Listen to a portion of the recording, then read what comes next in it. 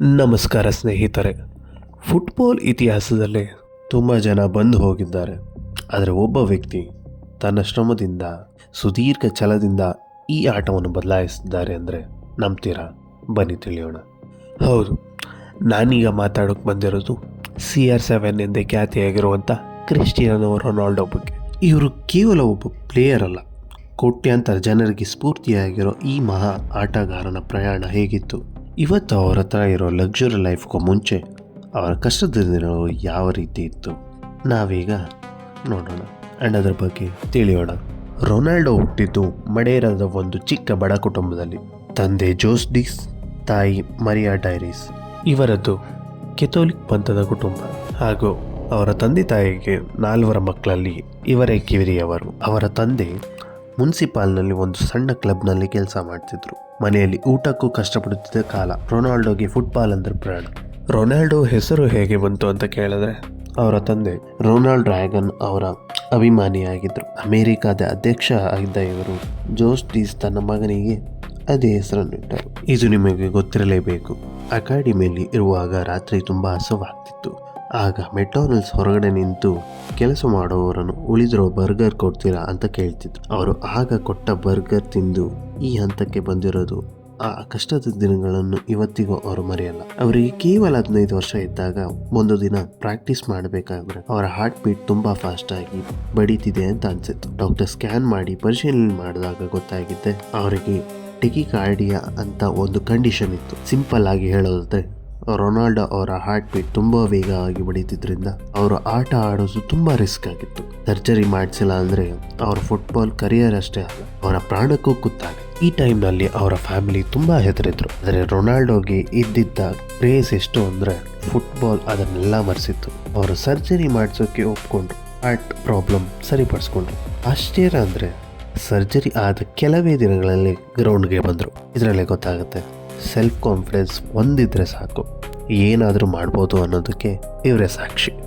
After heart surgery 2000ನೇ ಇಸ್ವಿಯಲ್ಲಿ ಅವರು ಮತ್ತೆ ಮೈದಾನಕ್ಕೆ ಇಳಿದ್ರು. ಆ ಟೈಮಲ್ಲಿ ಎಲ್ರಿಗೂ ಡೌಟ್ ಇತ್ತು, ಇವನು ಮತ್ತೆ ಆಡ್ತಾನ ಅಂತ. ಬಟ್ ರೊನಾಲ್ಡೋ ಡೌಟ್ ಇರೋರಿಗೆ ಆನ್ಸರ್ ಕೊಟ್ಟಿದ್ದು ಆಟ ಆಡಿನೇ. ಅನಂತರ ಅವರ ಫೋಕಸ್ ಇನ್ನೂ ಆಟದಲ್ಲಿ ಜಾಸ್ತಿ ಆಯಿತು. 2002ರಲ್ಲಿ ಅವರು ತಮ್ಮ ಪ್ರೊಫೆಷನಲ್ ಕೆರಿಯರ್ ಸ್ಪೋರ್ಟಿಂಗ್ ಲಿಸ್ಬನ್ ಕ್ಲಬ್ಗಾಗಿ ಆಟ ಶುರು ಮಾಡಿದರು. ಅಷ್ಟು ಚಿಕ್ಕ ವಯಸ್ಸಿನಲ್ಲಿ ಅವರ ಸ್ಕಿಲ್ ಆ್ಯಂಡ್ ಸ್ಪೀಡ್ ನೋಡಿ ಎಲ್ರಿಗೂ ಆಶ್ಚರ್ಯ ಆಯಿತು.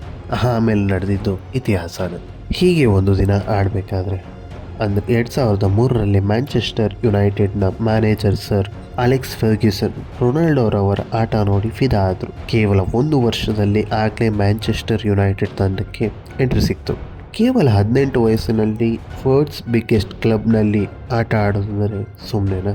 ಮ್ಯಾಂಚೆಸ್ಟರ್ ಯುನೈಟೆಡ್ನಲ್ಲಿ ಆಡಿದ ನಂತರ ರಿಯಲ್ ಮೆಡ್ರಿಡ್, ಜುವೆಂಟಸ್, ಆಮೇಲೆ ಅಲ್ ನಾಸರ್, ಪ್ರತಿ ಕ್ಲಬ್ನಲ್ಲೂ ಅವರು ತಮ್ಮದೇ ಛಾಪು ಮೂಡಿಸಿದ್ರು. ರೊನಾಲ್ಡೋ ಅಂದ್ರೇನೆ ರೆಕಾರ್ಡ್ಸ್. 5 ಬಾರಿ ಬಲೋನ್ ಡಿ ಆರ್ ಗೆದ್ದಿದ್ದಾರೆ. 970+ ಹೆಚ್ಚು ಗೋಲ್ಸ್ ಬಾರಿಸಿರೋ all times top scorer. Once champion always champion ಅನ್ನೋ ಮಾತಿಗೆ ಬೆಸ್ಟ್ ಎಕ್ಸಾಂಪಲ್ ಇವರು. ಅವರ ಡಿಸಿಪ್ಲಿನ್ ಅಂಡ್ ಫಿಟ್ನೆಸ್ ಬಗ್ಗೆ ಹೇಳೋದೇನು, ಅವರ ಏಜ್ 40+ ದಾಟಿದ್ರೂ ಇವತ್ತಿಗೂ ಅವರ ಫಿಟ್ನೆಸ್ ಯಂಗ್ ಅಂಡ್ ಎನರ್ಜೆಟಿಕ್ ಆಗಿ ಪ್ಲೇಯರ್ಸ್ಗೆ ಟಫ್ ಕಾಂಬಿನೇಷನ್ ಕೊಡ್ತಿದ್ದಾರೆ. Club success, he is the only player to score 100+ goals for 4 different clubs.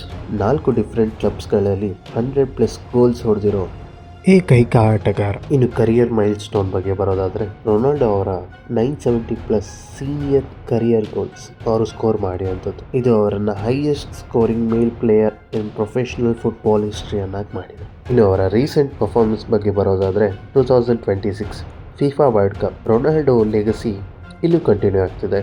Group stage match against Uzbekistan on June 23rd, 2026 ಅವರು ಅದರಲ್ಲಿ 2 ಗೋಲ್ ಹೊಡೆದು ಬ್ರಾಸ್ ಕಲೆಕ್ಟ್ ಮಾಡ್ತಾರೆ. ಆ ಗೋಲ್ ಮೂಲಕ ವರ್ಲ್ಡ್ ಕಪ್ ಇತಿಹಾಸದಲ್ಲಿ ಅತ್ಯಂತ ವಯಸ್ಸಾದ ಆಟಗಾರ ಎಂಬ ಹೆಗ್ಗಳಿಕೆ ಅವರದಾಯಿತು. ರೊನಾಲ್ಡೋ ಅಂದ್ರೆ ಬರೀ ಫುಟ್ಬಾಲ್ ಅಲ್ಲ, ಇವತ್ತಿನ ದಿನದಲ್ಲಿ ಅವರು ಒಂದು ದೊಡ್ಡ ಬ್ರ್ಯಾಂಡ್. ಅವರ ಒಟ್ಟು ಆಸ್ತಿ ಮೌಲ್ಯ ನೆಟ್ವರ್ಕ್ ಸುಮಾರು $1.2 ಬಿಲಿಯನ್ USD. ಅಂದರೆ ನಮ್ಮ ಇಂಡಿಯನ್ ರುಪೀಸಲ್ಲಿ 10,000 to 12,000 10,000ದಿಂದ 12,000 ಕೋಟಿ ಬರುತ್ತೆ. ಇನ್ನೊಂದು, ಇಡೀ ವಿಶ್ವದಲ್ಲೇ ಅತಿ ಹೆಚ್ಚು ಫಾಲೋವರ್ಸ್ ಹೊಂದಿರುವಂತ ಆಟಗಾರ. ಅವರ ಫಾಲೋವರ್ಸ್ ಈಗ 671 ಮಿಲಿಯನ್. ಅವರು ಒಂದು ಪೋಸ್ಟ್ ಹಾಕಿದ್ರೆ ಸಹ ಕೋಟಿಗಟ್ಟಲೆ ಹಣ ಬಂದಿರುತ್ತೆ. ಅವ್ರ ಫುಟ್ಬಾಲ್ ಸ್ಯಾಲರಿ ಬಗ್ಗೆ ಬರೋದಾದ್ರೆ ಅಲ್ ನಾಸರ್ ಕ್ಲಬ್ ಜೊತೆಗಿನ ಕಾಂಟ್ರಾಕ್ಟ್ ಪ್ರಕಾರ ವರ್ಷಕ್ಕೆ ಸುಮಾರು $200 ಮಿಲಿಯನ್ ಗಳಿಸ್ತಾರೆ. ಅದು ಅವರ ಸ್ಯಾಲರಿ ಮಾತ್ರ. Brand endorsement, Nike, herbal life and CR7 brand ನಿಂದ ವರ್ಷಕ್ಕೆ ಮಿಲಿಯನ್ ಗಟ್ಟಲೆ ದುಡಿತಾರೆ. ಇನ್ನು ರೊನಾಲ್ಡೋ ಅವರ ಸ್ವಂತ ಹೋಟೆಲ್ಗಳು, ಸ್ಟಾನಾ, CR7 ಜಿಮ್ಗಳು, ಪರ್ಫ್ಯೂಮ್, ಸುಮಾರು ಬ್ರ್ಯಾಂಡ್ಸ್ಗಳಿವೆ. ಅಂಡ್ ಮೊನ್ನೆ ನಡೆದ FIFA ವರ್ಲ್ಡ್ ಕಪ್ನಲ್ಲಿ ಪೋರ್ಚುಗಲ್ ತಂಡ ಎಲಿಮಿನೇಟ್ ಆಗಿದೆ. ಹಾಗಾದರೆ ರೊನಾಲ್ಡೋ ಫುಟ್ಬಾಲ್ ಆಡಲ್ವಾ? FIFA ವರ್ಲ್ಡ್ ಕಪ್ ನಂತರ ಫುಟ್ಬಾಲ್ ಜಗತ್ತಲ್ಲಿ ಅವ್ರು ರಿಟೈರ್ ಆಗ್ತಾರಾ? ಹೀಗೆ ಸುದ್ದಿ ಆಗ್ತಾ ಇರೋದು ಎಲ್ಲ ಕಡೆ ಕೇಳಿದ್ದೀವಿ. ಅವ್ರು ಹೇಳಿರೋದು ಇಷ್ಟೇ, ಈ ವರ್ಲ್ಡ್ ಕಪ್ ನನ್ನ ಕರಿಯರ್ನ ಕೊನೆ ವರ್ಲ್ಡ್ ಕಪ್ ಅಂತ. 6 ವರ್ಲ್ಡ್ ಕಪ್ ಆಡಿರೋದು ತಂದ್ರೆ ಮಾಮೂಲಿ ವಿಷಯನ? ಇವರು ಆಟ ಮುಂದುವರಿಸ್ತಾರೋ ಇಲ್ವೋ ಅನ್ನೋದು ಅವ್ರ ಪರ್ಸನಲ್ ಚಾಯ್ಸ್. ಫುಟ್ಬಾಲ್ ಇತಿಹಾಸದಲ್ಲಿ ಅವ್ರ ಕರಿಯರ್ ಡಿಸ್ಟ್ರಾಯ್ ಮಾಡೋರು ಯಾರಿಲ್ಲ ಅನ್ಸುತ್ತೆ. ಬಟ್ ಏನೇ ಆಗಲಿ, ಫುಟ್ಬಾಲ್ ಹಿಸ್ಟ್ರಿಯಲ್ಲಿ ಅವ್ರು ಮಾಡಿರೋ ಲೆಗಸಿನ ಆಯ್ಸೋಕೆ ಯಾರ ಕೈಲೂ ಆಗಲ್ಲ.